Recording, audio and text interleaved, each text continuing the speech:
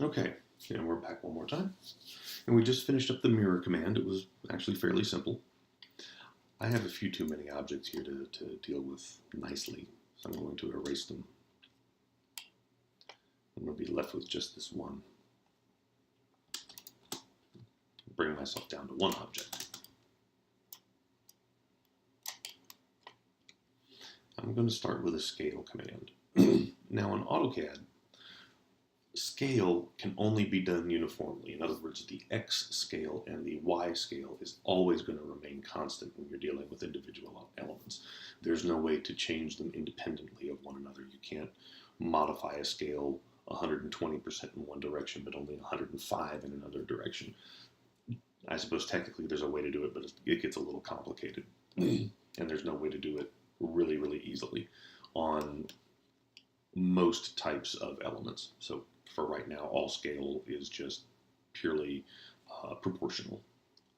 So to start the scale command, I'm going to type SC, because those are the first two letters of the command, SC at the command prompt, and push return. I'm going to highlight my object.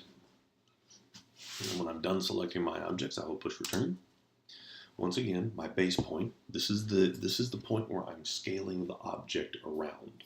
Then it's not necessarily scaling from the center. I can scale from outside the bounds of the object. I can scale directly on the bounds of the object or at some arbitrary point inside. We'll get to this in a moment.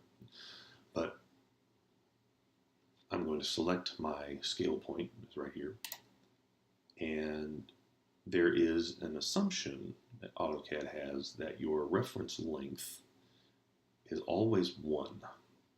And you can see, that's kind of hard to tell, but if you look at the coordinates just below and to the right of my cursor location, it says 0.9983. And the preview that I'm receiving for scaling this element is 99% of what my actual unaltered scale of the element is. So the further I move my cursor away from 1, the larger my object's going to get. Or if I bring it closer in, if I make my distance less than 1, it will get smaller. We can also manually specify 1.2 times, or 2 times as large, or 10 times as large. But we have to think of we have to do some percentage to decimal calculations in our head, or we can even use fractional commands. If I want something to be 1/2 the size that it currently is, I can either type in 0.5, which is the decimal equivalent of 50%, and I can push return, and it's shrunk down to 50% its normal size. I'm going to hit Control Z just to get that original size back. I'm going to start my scale command again. I'm going to highlight my object. I'm done selecting my objects. Push the space bar. Select my base point to scale around. And instead of typing in 50%, I'm going to type in 1 divided by 2, 1/2. And once again, it's the same thing. It's shrunk down to half its normal size.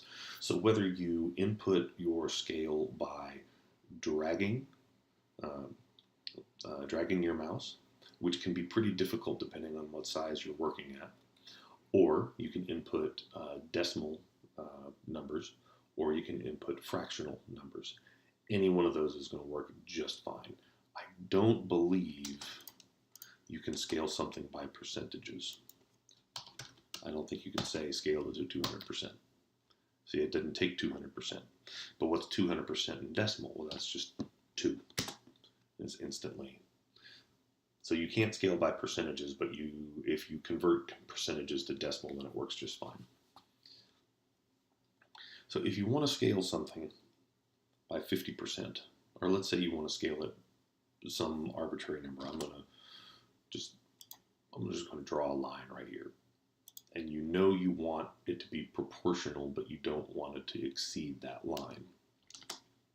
If I scale my object, I'm going to scale it about this point. So left click, and at this point, just like in a rotation, I can establish a reference length. So I'm going to type in R to establish a reference length. I want my reference length to be the complete length of this rectangle. And now you can see that the size of the rectangle tracks with my cursor location.